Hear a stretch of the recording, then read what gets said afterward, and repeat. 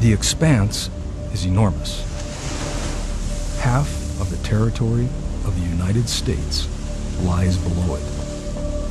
At the turn of the 20th century, a trip across the Atlantic took a week, maybe more.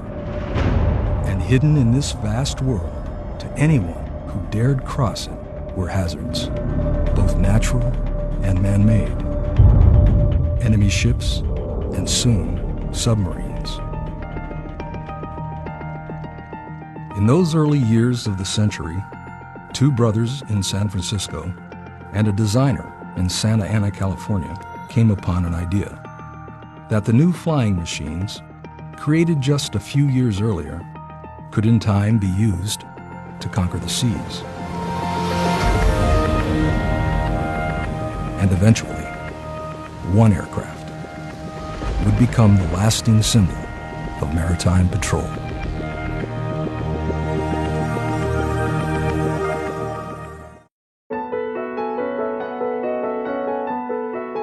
In 1912, Glenn Martin flew his self-built biplane across the waters between Catalina Island and Newport Bay. At the same time, in San Francisco, Alan and Malcolm Lockheed were working on their own seaplane, the first ever biplane with a front-mounted engine.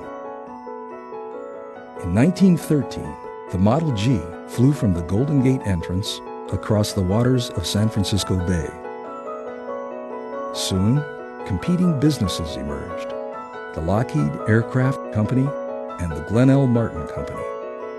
They had no idea what seed they were planting with regards to using this technology to not only traverse great expanses of water, but also be able to explore those great areas of water.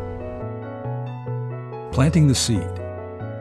Over the next 4 decades, both companies would develop planes with technologies and capabilities that would later become key elements of maritime patrol aircraft.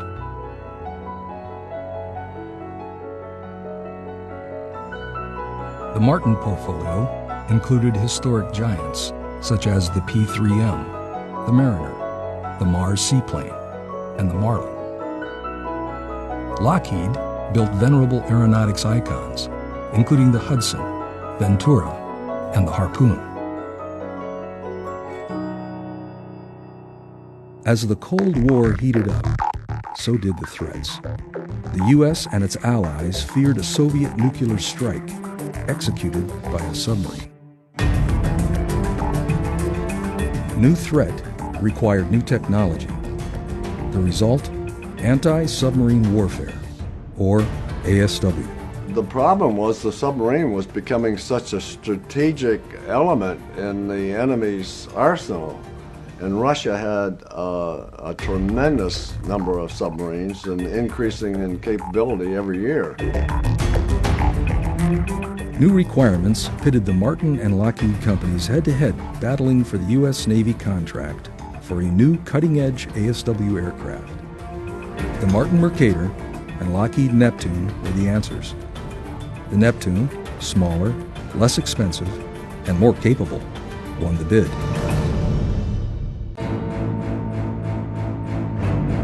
Over the next decade and a half, it would be fitted with the best surveillance tools, including sonobuoys, magnetic anomaly detectors, and a belly-mounted surface search radar. But by the late 1950s, even the Neptune wasn't enough to keep pace with the growing submarine threat. Neptune had seen its limits on the capabilities that were needed with the advances of submarine. They needed an aircraft that could have a longer endurance, greater range, and longer on-station time with better weaponry. In 1957, development began. Lockheed Corporation chose to work off the design of its L-188 Electra.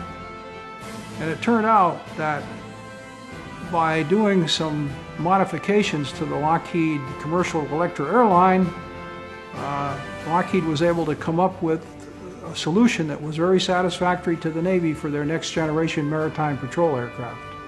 Everything that had been learned before about maritime patrol, about range and capability, about anti-submarine warfare, about electronic surveillance, it all came together in a single plane.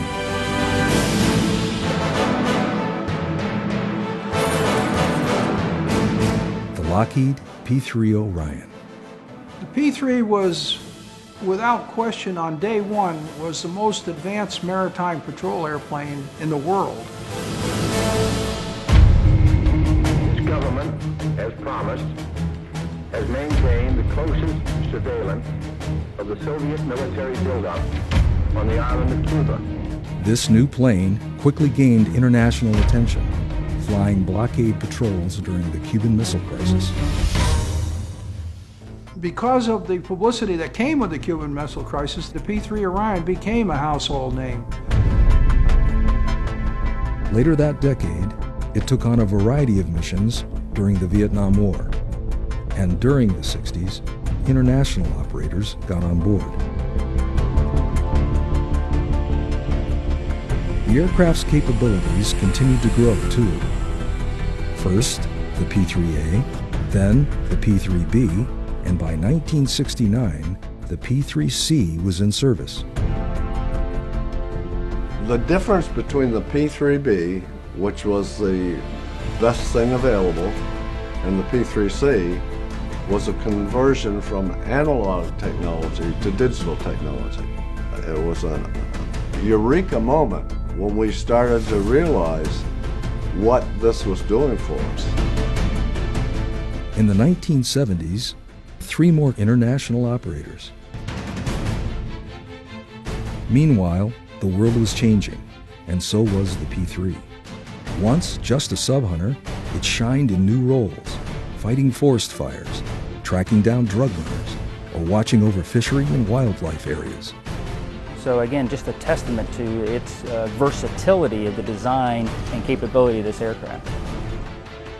In the 1980s, Japan and Portugal became operators, and the P-3C Update 3 made its debut. By this time, the P-3 had become the go-to plane for U.S. Customs and Border Protection. Meanwhile, NASA, along with NOAA, started using it for weather research. And in the early 90s, at the onset of the Iraq conflict, U.S. Navy P-3s were the first American forces to arrive in the area. That decade, 5 more countries became P-3 operators.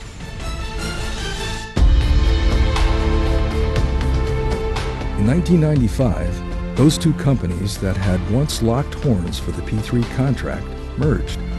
Ironically, at the same time, the last P-3 rolled off the production line. It all came to an end for me when I gave the farewell speech at the delivery of the last P-3C to the United States Navy.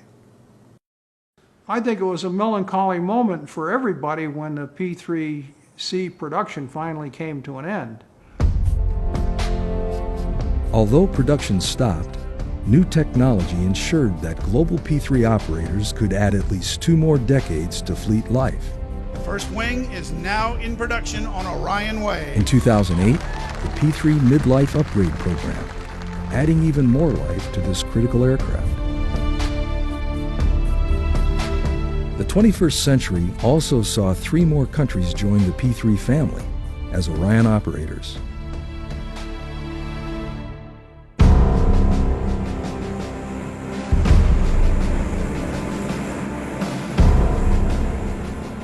Now, in 2012, the P-3 marks its 50th year in service.